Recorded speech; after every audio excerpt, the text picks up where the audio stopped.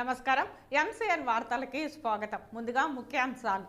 Palamaner MLA photo ఉన్న ప్యాడ్లతో 10వ తరగతి విద్యార్థులు పరీక్షలకు హాజరైన ఘటనలో ఎన్నికల కోడ్ ఉల్లంఘన అంటూ వార్తలు రావడంతో ఎన్నికల అధికారులు చర్యలు తీసుకున్నారు.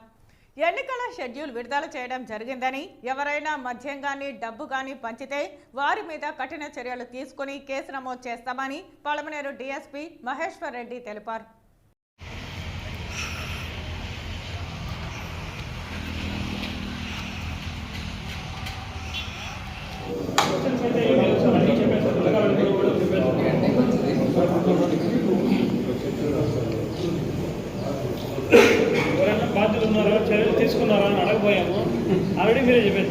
పలమనేరు నియోజకవర్గ ఎన్నికల అధికారి ఆర్డీఓ మనోజ్ రెడ్డి పలమనేరు డీఎస్పీ మహేశ్వర్ రెడ్డితో కలిసి మీడియా సమావేశం నిర్వహించారు. ఈ సందర్భంగా ఆయన మాట్లాడుతూ, మీడియాలో వచ్చిన కథనాల ఆధారంగా విచారించగా ఎన్నికల కోడ్ ఉల్లంఘన జరిగినట్లు గుర్తించామన్నారు. విద్యార్థుల నుండి ఎమ్మెల్యే ఫోటో ఉన్న రైటింగ్ ప్యాడ్లను స్వాధీనం చేసుకున్నట్లు చెప్పారు. విద్యార్థులకు ప్యాడ్లు పంపిణీ చేసిన గుర్తు తెలియని వ్యక్తులపై వీకోట పోలీస్ స్టేషన్లో కేసు నమోదు చేసినట్లు వివరించారు. ఎమ్మెల్యే ఫోటో ఉన్నందున ఆయనకు కూడా నోటీసులు ఇచ్చి వివరణ తీసుకుంటామని తెలిపారు. అందరికీ నమస్కారం. ఈరోజు అందరినీ ప్రెస్ వాళ్ళందరినీ పిలవడానికి ముఖ్య ఉద్దేశం, నిన్న మనకి న్యూస్లో కానీ ఈరోజు పేపర్లో కానీ వచ్చినటువంటి ఈ ఎగ్జామ్ రైటింగ్ ప్యాడ్స్ మీద ఎమ్మెల్యే గారి బొమ్మ ఉండడం అన్నదాన్ని మోడల్ కోడ్ ఆఫ్ వైలేషన్ కింద కన్సిడర్ చేస్తూ దానికి తగిన చర్యలు మేము ఏమేమి తీసుకున్నాము, నిన్నట్టు చేంజ్ జరిగింది అన్న దాన్ని మీకు ఒకసారి విడమర్చి చెప్పి, అదేవిధంగా దాంట్లో ఎటువంటి చర్యలు తీసుకున్నాము, దానికి సంబంధించి ఈరోజు జరగకుండా ఏమేమి చేశామో అన్న విషయాలన్నీ ఒకసారి చెప్పడానికి పిలవడం జరిగిందండి. ఒకటి, నిన్న మార్నింగ్ స్కూల్స్లో ఎగ్జామ్స్ జరుగుతూ ఉన్నప్పుడు 10th క్లాస్ ఎగ్జామ్స్ జరుగుతూ ఉన్నాయి తెలిసిందే. మన దగ్గర 22 సెంటర్స్ ఉన్నాయి పలమనేరు మొత్తం కాన్స్టిట్యున్సీలో.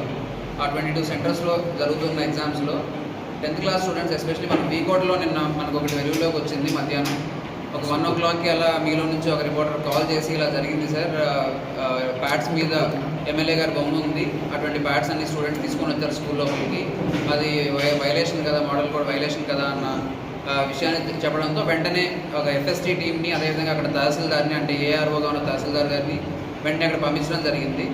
కాకపోతే అది ఇన్ఫర్మేషన్ మాకు వచ్చింది 1 o'clockకి రావడం వల్ల మేము వెళ్ళిన టైంకి ఎగ్జామ్ అయిపోయింది, పిల్లలందరూ వెళ్ళిపోయి ఉన్నారు. సో ఆ తర్వాత అక్కడ వాళ్ళతో మాట్లాడగా తెలిసింది ఏంటి అని అంటే, ఆ ప్యాడ్స్ తీసుకొని వచ్చారు స్టూడెంట్స్, ఎగ్జామ్ వాళ్ళని వదిలేసి వెళ్తే ఆ ప్యాడ్స్ లేకుండా ఎగ్జామ్ రాలేని ఉద్దేశంతో అండ్ వాళ్ళు వాటిని యాక్సెప్ట్ చేయడం జరిగింది, అంటే లోపలికి పంపించడం జరిగింది కొన్ని ప్యాడ్స్ని. ఆ తర్వాత వచ్చి వాటిని సీజ్ చేద్దామన్నా, వాటిని ఏదైనా వాడకుండా చేద్దాం అనుకున్నా సరే అది కుదరకుండా వాళ్ళు ఆ టైంకి వాళ్ళు వెళ్ళిపోయి ఉన్నారు. మనం 1 o'clock తెలిసింది, మనం 1:30 కల్లా అక్కడ వెళ్ళారు మన స్టాఫ్, ఫ్లయింగ్ స్క్వాడ్ వాళ్ళు కానీ, ఎంసీసీ టీమ్స్ కానీ, తహసీల్దార్ కానీ వెళ్ళి ఆల్ 6 సెంటర్స్ ఉంటే వీకోట్లో అన్ని సెంటర్స్లోనూ తిరిగారు. కాకపోతే అప్పటికి స్టూడెంట్స్ అందరూ వెళ్ళిపోయి ఉన్నారు, దానివల్ల అప్పుడు ఏం చేయలేకపోయాం మనము. కాకపోతే దానికి సంబంధించి ఇమీడియట్గా ఆల్ ఎగ్జామినేషన్ సూపరింటెండెంట్స్ చీఫ్స్కి 10th క్లాస్ ఎగ్జామ్ జరుగుతున్న సెంటర్స్లో ఉన్న వాళ్ళందరికీ కూడా వెంటనే ఒక మెమో, అదేవిధంగా ఒక సర్క్యులర్ ఇవ్వడం జరిగింది. మెమోలో మీ దగ్గర ఎవరైనా అలో చేశారా, అలో చేసి ఉంటే ఎందుకు చేశారు, అది వైలేషన్ అని తెలిసినా సరే అన్న ఒక క్వశ్చన్ వాళ్ళని అడగడం జరిగింది. దాన్ని వాళ్ళు సర్వ్ చేసి ఒక 2 days టైం ఇచ్చి దాంట్లో వాళ్ళు సమాధానం తీసుకోవాలనే ఉద్దేశంతో పంపించాము. 19వ తేదీన ఇటువంటి రైటింగ్ ప్యాడ్స్, ఎటువంటి campaign material, model code of వైలేషన్ని, model code of conduct violate చేసే విధంగా ఉన్నటువంటి ఎటువంటి వాటిని కూడా యాక్సెప్ట్ చేయకుండా ఉండాలనే ఉద్దేశంతో ఎంఈఓస్ అందరికీ, అదేవిధంగా ఎగ్జామినేషన్ చీఫ్ సూపరింటెండెంట్స్ అందరికీ కూడా ఇన్స్ట్రక్షన్స్ ఇవ్వడం జరిగింది, ఇటువంటి వాటిని అలో చేయొద్దు అని. అదేవిధంగా ఈరోజు పొద్దున అందరు అధికారులు కూడా పెద్ద ఎత్తున, అంటే స్టార్టింగ్ ఫ్రమ్ నా నుంచి కూడా నేను తిరిగి చాలా సెంటర్స్లో తిరిగాను. పలమనేరులో 4 సెంటర్లు ఉంటే 4 తిరిగాను.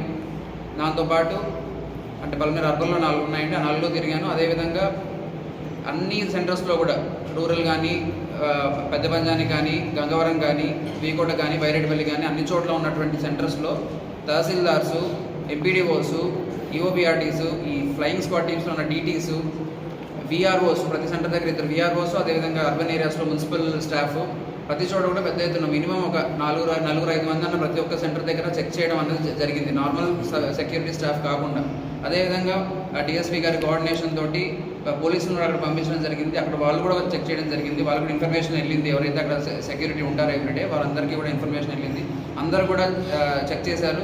చెక్ చేసి కొన్ని ప్యాడ్స్ అని మళ్ళీ తీసుకొని వచ్చారు పిల్లలు, వాళ్ళకి తెలియకపోవడం వల్ల తీసుకొని వచ్చారు, ఏదో ఒక కారణం వల్ల తీసుకొని వచ్చారు. వచ్చిన వాటి అన్నింటినీ కూడా మేము అక్కడ సెంటర్స్ స్టార్టింగ్లోనే వాటన్నింటినీ కూడా ఆపేసి చేసుకున్నాం. మీరు చూస్తున్నారు అవి ప్యాడ్స్ అన్నీ కూడా, వాటిని ఇంకా మనం కౌంట్ చేయాల్సింది కూడా ఉంది. సుమారుగా 100 దగ్గరగా ఉన్నాయి అవి నెంబర్ ఆఫ్ ప్యాడ్స్, ఒక 80 నుంచి 100 మధ్యలో ఉండొచ్చు.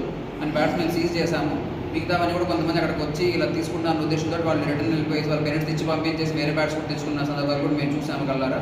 సో ఈరోజు అందరి కోఆర్డినేషన్ తోటి ఎవరు కూడా ఆ ప్యాడ్స్ని యూజ్ చేయకుండా ఉండేది మనం చేయగలిగాం. ఏ సెంటర్లో కూడా లోపలికి వెళ్ళలేదు. మనం చాలామంది మీడియా వాళ్ళు కూడా ఉన్నారు, చూశారు, మనం చెక్ చేస్తున్నది ఇవన్నీ కూడా అన్ని చోట్ల కూడా, అన్ని సెంటర్స్లో కూడా ప్రతి చోట కూడా దాన్ని మనం ఎన్షూర్ చేయగలిగాం. సో దీనికి తోడుగా ఇది చేయడమే కాకుండా నెక్స్ట్ ఇది ఎవరు ఈ ప్యాడ్స్ అనేది డిస్ట్రిబ్యూట్ చేశారు. ఎందుకంటే మనం నిన్నైతే వీకోడ్లో కనపడింది మనకు, ఈరోజు చూస్తున్నప్పుడు అర్థమైంది ఏంటంటే కాన్స్టిట్యున్సీ మొత్తంలో కూడా ఇవి అదర్ పిల్లల దగ్గరకు వచ్చాయని తెలిసింది. సో దానివల్ల దానికి సంబంధించి ఎవరు డిస్ట్రిబ్యూట్ చేశారు ఏంటి అనేది మనకు తెలియదు.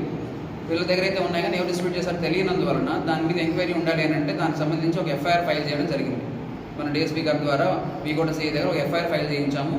ఎవరైతే చేశారన్న దాని మీద కనుక్కోమని చెప్పేసి అన్నోన్ పర్సన్స్ మీద మనం ఎఫ్ఐఆర్ ఫైల్ చేయడం జరిగింది. సో ఆ ఎఫ్ఐఆర్ ఎంక్వైరీ జరుగుతుంది తప్పకుండా వచ్చే రోజుల్లో. ఎంక్వైరీ బట్టి ఎవరు వాటిని డిస్ట్రిబ్యూట్ చేశారు, ఎక్కడన్నా అంటే ఏ తేదీల్లో చేశారు, అది మోడల్ కూడా ఫైలేషన్కి వచ్చే తేదీల్లో చేశారా, వచ్చే విధంగా చేశారా ఏంటన్న విషయాన్ని పరిశీలించిన తర్వాత దాని తగ్గట్టుగా యాక్షన్ ఉంటుంది. ఎమ్మెల్యే గారి ఫేవర్గా ఉన్నటువంటి క్యాంపెయిన్ మెటీరియల్ కాబట్టి ప్రస్తుతం ఉన్న ఎమ్మెల్యే గారికి కూడా మనం నోటీస్ ఇవ్వడం, షోకాజ్ నోటీస్ ఇవ్వడం జరిగింది. ఈ విధంగా మీ మెటీరియల్ వచ్చింది, సో దీన్ని మీరు ఏ సంజాషి చెప్పాలనుకుంటున్నారో అడగడం జరిగింది. వాళ్ళని కూడా 1-2 రోజుల లోపల వాళ్ళ రిపోర్ట్ ఇవ్వమని అడగడం కూడా జరిగింది. వచ్చిన తర్వాత వాళ్ళ రిపోర్ట్ బట్టి కూడా ఫర్దర్ యాక్షన్ ఏం తీసుకోవాలనేది కూడా ఉంటుంది. అంటే ఆ తర్వాత మనం దాన్ని ఆ రిపోర్ట్ కలెక్టర్ గారికి పంపిస్తాము. వాళ్ళ యొక్క ఇన్స్ట్రక్షన్స్ ప్రకారం ఏం చేయాలన్నది కూడా మనం ఉంటుంది వచ్చే రిపోర్ట్ బట్టి, అదేవిధంగా పోలీస్ ఎంక్వైరీ బట్టి కూడా. సో ఈ విషయం జరిగింది. అదేవిధంగా దీన్ని ఏమన్నా మన రూల్స్ ప్రకారం ఎక్స్పెండిచర్ కూడా ఏమైనా మనం బుక్ చేయొచ్చా, వీళ్ళు క్యాంపెయిన్ మెటీరియల్గా వాడారు కాబట్టి ఎక్స్పెండిచర్ బుక్ చేయొచ్చా అన్న దాన్ని కూడా పరిశీలిస్తున్నాం, దాన్ని కూడా చేయడానికి చూస్తాం. సో ఇది నిన్నటి నుంచి జరిగిన విషయము. నిన్న మనకి వచ్చిన ఇన్ఫర్మేషన్ 1 గంటకు వచ్చిన దగ్గర నుంచి కూడా మనం దాని మీద కంప్లీట్గా దాని మీద ఫోకస్ చేస్తూ వాటన్నింటినీ కూడా వీలైన చోట సీజన్ చేయడం, వీలైన చోట వాళ్ళకి తెలియజేయడం. నిన్న తెలిసిన వెంటనే అవన్నీ అందరికీ మెమోలు ఇచ్చి అందరికీ ఇన్స్ట్రక్షన్స్ ఇచ్చి రేపు ఎవరు తీసుకురాకూడదని ఎంఈఓస్ ద్వారా అందరికీ చెప్పించడం వల్ల చాలామంది ఈరోజు తీసుకురాకుండా ఆగిపోయింది. చాలా తక్కువగా తీసుకొచ్చారు. అది తెచ్చిన వాటిని కూడా మనం సీజ్ చేసి వాళ్ళకి ఆల్టర్నేట్ ప్యాడ్స్ ఇచ్చి ఎగ్జామ్స్లో వాళ్ళకి ఇబ్బంది కలగకుండా అక్కడ ఆల్టర్నేట్ ప్యాడ్స్ అరేంజ్ ఇచ్చి పంపించాము. వాళ్ళందరూ వాళ్ళే కొంతమంది ఆ పైన స్టిక్కర్స్ తీసేసి మా ప్యాడ్ లాగా మాత్రమే వాడుకుంటామని ప్యాడ్ లాగా వాడుకున్న వాళ్ళు ఉన్నారు. సో ఆ విధంగా మనం వైలేషన్ అనేది జరగకుండా, ఎంసీ వైలేషన్ జరగకుండా చూసుకున్నాం. సో ఇది నిన్న జరిగిందండి. సో ఇందులో అందరు అధికారులు కూడా చాలా తొందరగా రియాక్ట్ అయ్యి కూడా పొద్దున అంత తొందరగా అందరూ వెళ్ళి కూడా జరగకుండా చూసుకున్నారు ఇటువంటివి. సో అదేవిధంగా మనకి డిఎస్పీ గారి సపోర్ట్తో కూడా మనము పోలీసులు కూడా మొబిలైజ్ చేయగలిగాము, ఎఫ్ఐఆర్ కూడా తొందరగా బుక్ చేయగలిగాము. సో ఈ విధంగా దీనికి సంబంధించిన రిపోర్ట్ కూడా మేము సిఇఓ ఆఫీస్కి ఈసీ కూడా పంపించడం జరుగుతుంది త్రూ కలెక్టర్ గారు. సో ఇది ఏంటి జరిగింది, మీరు ఏదైనా అడగాలంటే అడగచ్చు.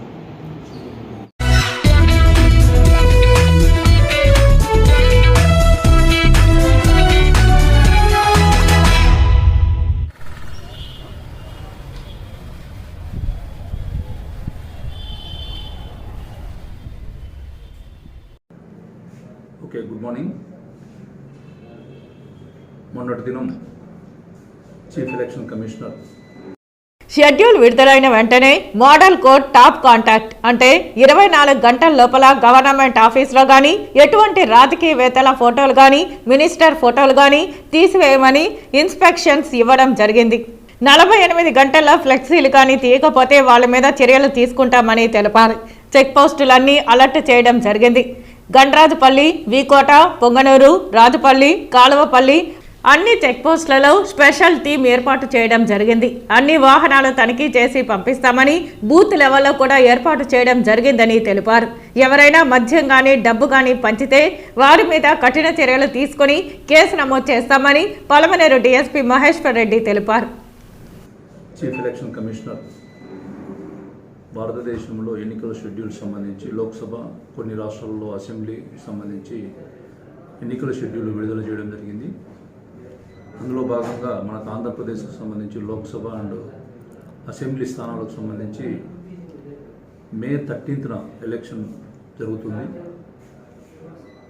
అంటే ఈ ఏప్రిల్ 18న నోటిఫికేషన్ విడుదల చేస్తారు. అంటే నామినేషన్ వేయడానికి, తర్వాత విత్ డ్రాయల్స్కి సంబంధించి అక్కడ నుంచి మనకు మే 13న ఎలక్షన్స్ ఉంటాయి.